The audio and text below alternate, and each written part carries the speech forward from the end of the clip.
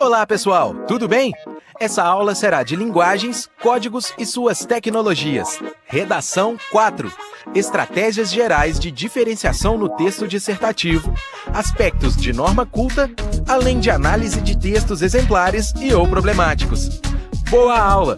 Olá, pessoal, tudo bem? Eu sou Eduardo Valadares. Vamos a mais uma aula de redação?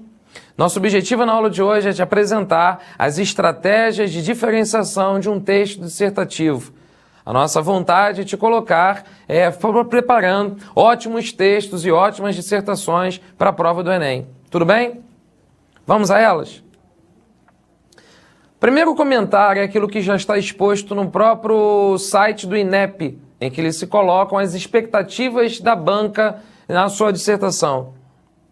Espera-se que o participante, em uma situação formal de interlocução, saiba selecionar, relacionar, organizar e interpretar informações, fatos, opiniões e argumentos pertinentes para defender sua perspectiva sobre o tema proposto. O que será avaliado nos textos produzidos é a coerência na seleção, organização e exposição dos argumentos para a defesa de ponto de vista em relação ao tema e ao projeto de texto desenvolvido. Vamos à primeira estratégia de aprofundamento da nossa argumentação, pessoal. A primeira delas nós vamos chamar de a exploração de causas e consequências. Saber apresentar os porquês, as continuidades das nossas ideias. O texto de que esse parágrafo faz parte defende a seguinte tese, a seguinte teoria. O homem contemporâneo não sabe ainda viver nas grandes cidades. Vamos ao parágrafo? Diz assim: a vida agitada das grandes cidades brasileiras aumenta os índices de doenças do coração.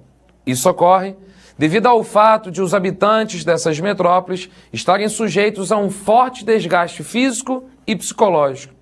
Sob essa perspectiva, houve uma intensificação dos problemas cardiovasculares, visto que o estresse é fator crucial para o desencadeamento dessas doenças, tornando crônicas enfermidades que seriam facilmente sanadas. Vamos com calma avaliar primeiro no parágrafo o seguinte. Nesse parágrafo, aparecem nele 3 períodos. Vamos lembrar o que seria período?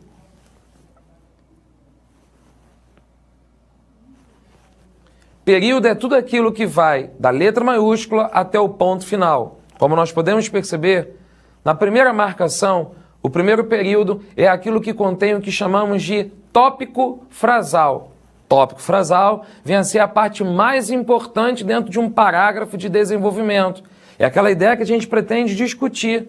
Aqui a gente pode enxergar o nosso tópico frasal nesse nosso primeiro período. Tudo bem? Dando continuidade ao parágrafo, diz assim: isso ocorre devido ao fato de os habitantes dessas metrópoles estarem sujeitos a um forte desgaste físico e psicológico. Acabou o segundo período. Nesse segundo período, como você pode perceber, algumas expressões são bem importantes. Devido ao fato de. Essa expressão em destaque, devido ao fato de, vai ser toda a expressão que vai mostrar o caráter da causa que estamos querendo identificar no parágrafo, ok? Lembra que o segundo período era aquele que a gente gostaria de mostrar a causa, o que eu estou querendo justificar? No meu primeiro período era a minha ideia central, agora eu estou justificando. Olha como é que se apresenta o terceiro período. Sob essa perspectiva, houve uma intensificação dos problemas cardiovasculares. Já dá até para parar a leitura. Como você pode perceber, olha o que esse período apresenta.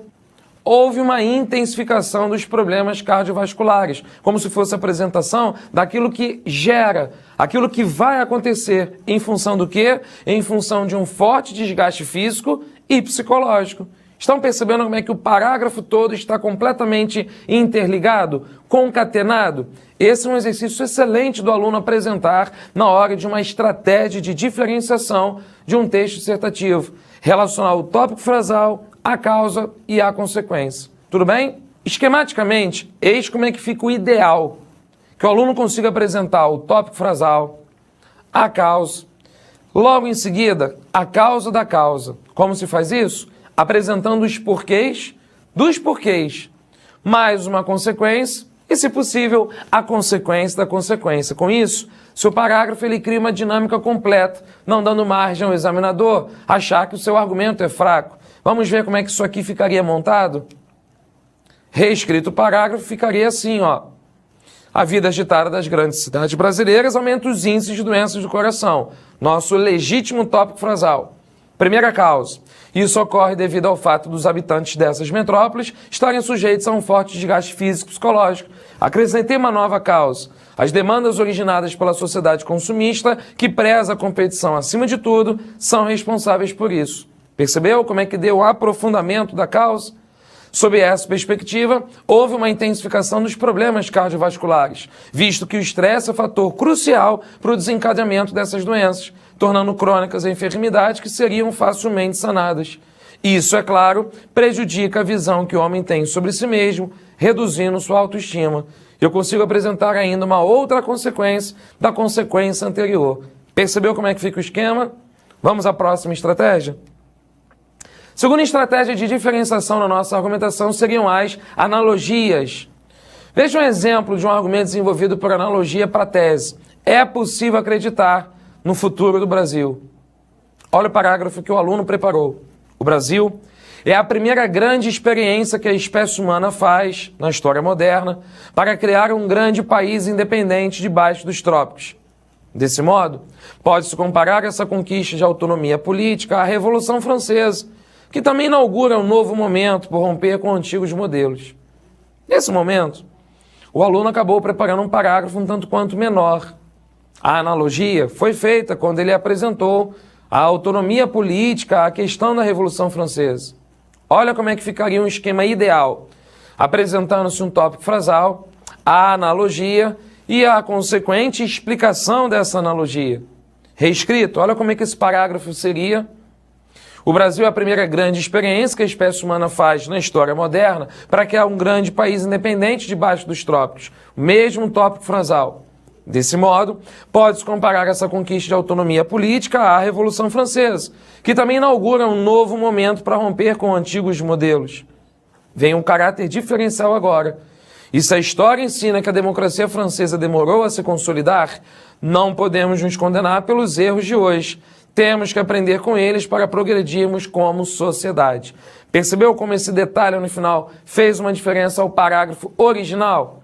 A analogia foi estabelecida com a Revolução Francesa e eu apresentei uma explicação para a analogia apresentada anteriormente. Ficou bem melhor. Tudo bem? Uma próxima estratégia de diferenciação é um método de raciocínio que muitos vestibulares no Brasil inclusive cobram nas suas provas.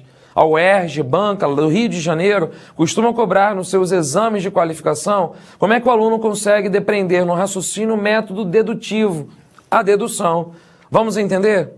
A dedução parte-se do geral, que é uma norma, uma lei, um princípio já consagrado, para se chegar ao particular, que é o nosso tópico frasal. Vamos a um exemplo? Veja o seguinte parágrafo de desenvolvimento para um texto cuja tese é: existem ações que permitem ao homem viver em paz no século XXI. Olha o parágrafo. Em geral, a leitura constitui um meio produtivo para desenvolver as virtudes humanas, tais como o respeito, a bondade e a honestidade. Isso se torna especialmente importante se considerarmos que a intolerância, em suas manifestações mais graves, como a violência, origina-se de um caráter mal formado, em que certos princípios não foram enraizados. Dessa forma, se quisermos combater a intolerância, o incentivo à leitura é, sem dúvida, uma bela alternativa. Como podemos perceber, o método dedutivo é aquele que parte de uma ideia genérica para uma ideia menor, para uma ideia particular. Como a gente viu nesse parágrafo, a ideia particular vai acabar se tornando o meu próprio tópico frasal. Dessa forma, se quisermos combater a intolerância, o incentivo à leitura é, sem dúvida, uma bela alternativa. Vamos ver agora como é que ficaria reescrito esse parágrafo de uma maneira mais aprofundada. Em geral, a leitura constitui um meio produtivo para desenvolver as virtudes humanas, tais como o respeito, a bondade e a honestidade. Meu momento de ideia geral já foi apresentado. Eu acrescento o período nos livros, entra-se em contato com outras culturas, com outras formas de pensar, desenvolvendo no leitor o senso de humanidade.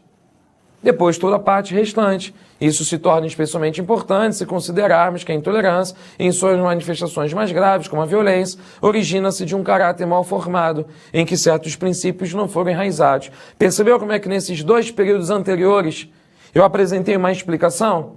Vou chegar então à minha ideia final, a ideia que eu quero de fato provar nesse parágrafo. Dessa forma, se quisermos combater a intolerância, o incentivo à leitura é, sem dúvida, uma bela alternativa. Assim se configura o parágrafo dedutivo. E, por fim, o método da indução. É quando partimos do contrário, do particular, por evidências concretas, dados e estatísticas, para se chegar ao geral. A minha ideia é totalizante. Em geral, nós trabalhamos na indução com 3 tipos, com exemplos factuais, exemplos tirados do mundo real, exemplos notórios, que todos tenham um conhecimento sobre as notícias, sobre os eventos, sobre as situações concretas. Uma outra maneira de apresentar uma indução são dados estatísticos ou argumentos de autoridade, citações. Veja o parágrafo indutivo sobre a tese. A censura deve ser exercida apenas em último caso, visto que os próprios meios de comunicação deveriam possuir mecanismos de autorregulação. Olha o parágrafo. Deve-se perceber que a Constituição de 1988, também chamada de cidadã, assegura o direito à liberdade de imprensa. Entretanto, é mister a compreensão de que o exercício arbitrário dessa garantia pode acarretar o descumprimento de um princípio que é assistido pela nossa Carta Magna. Um caso que ilustra bem essa questão é o do vídeo divulgado na internet contendo cenas de conjunção carnal envolvendo a modelo Daniela Sicarelli, ferindo a proteção ao direito de imagem. Conseguem perceber nesse momento o exemplo? Com isso, nota-se que essa liberdade precisa ser fiscalizada e, se for o caso, censurada, a fim de evitar abusos dos meios de comunicação. Pessoal, o finalzinho aqui é que é a minha parte mais importante, é o que eu estou querendo sustentar no meu parágrafo. A liberdade precisa ser fiscalizada e, se for o caso, censurada. Por fim, muito importante como uma estratégia diferenciadora nos nossos textos, a construção de um clímax argumentativo. Depois de falarmos da exploração de causa e consequência, das analogias, da dedução e da indução, organizar os argumentos de modo a criar uma sequência lógica e convincente na maneira de abordar o oponente. É muito importante que você tenha em mente que a sequência que você cria para abordar quem pensa de uma maneira diferente da sua, isso é bastante válido para que você consiga convencê-lo de uma opinião contrária. Por isso, o argumento 1 precisa ser enxergado e entendido como o argumento importante. Não é o fraco, ele é menos impactante que o segundo. O segundo é mais impactante que o primeiro, mas o terceiro é o infalível. É aquele argumento coringa que você deixa guardado como última instância e você lança ele promovendo uma ordem, promovendo uma sequência. A isso nós damos o nome de clímax numa argumentação. Trabalhe bastante com o clímax argumentativo, ele é um recurso bastante válido para os nossos textos. Tudo bem, pessoal? Espero que a nossa aula de hoje tenha sido bastante produtiva. Um grande abraço, até a próxima. Tchau, tchau. Para desenvolver melhor essas habilidades, consulte a ficha de estudo número 28. Bom estudo e até a próxima aula!